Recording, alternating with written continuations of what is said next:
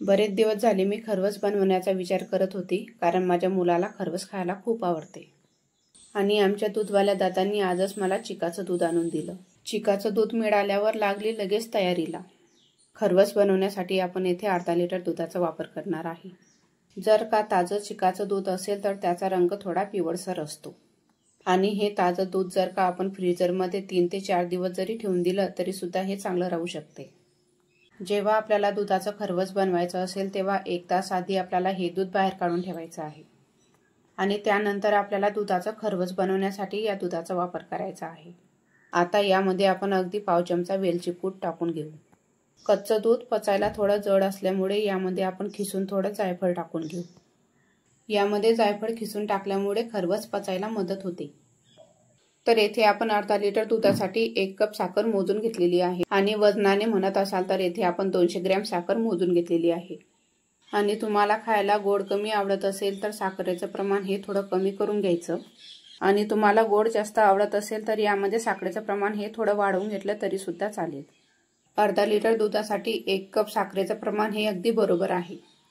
आता आपण या दुधामध्ये टाकून घेतलेली साखर चमच्याच्या साहाय्याने व्यवस्थित विरघळून घेऊ. तर खरवस बनवण्यासाठी येथे मी साखरेचा वापर केलेला आहे. तुम्हाला हवं तर तुम्ही यामध्ये गुळाचा वापर करून सुद्धा खरवस तयार करून घेऊ शकता. पण साखर घालून केलेलं खरवस हे खायला खूप छान लागते. तर आता आपल्याला खरवस तयार करायचा आहे, त्यासाठी शक्यतो पसरट भांड्याचाच वापर करा. आता या भांड्यामध्ये आपण संपूर्ण दूध टाकून घेऊ.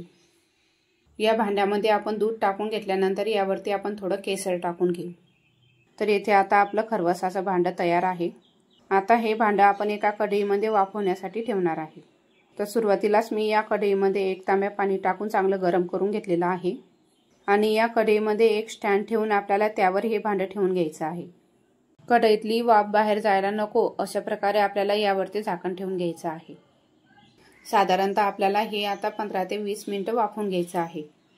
15 ते 20 मिनिटं झाल्यानंतर खरवस हे छान झालेलं आहे. तरी सुद्धा आपण टूथपिनच्या साहाय्याने हे चेक करून बघू आपलं खरवस छान झालेलं आहे का. टूथपिनला खरवस अजिबात चिटकत नाही, म्हणजे आपलं खरवस हे छान झालेलं आहे. आणि टूथपिनला जर का थोडंफार खरवस चिटकत असेल तर थोडी तुम्ही वाफ परत काढून घेऊ शकता.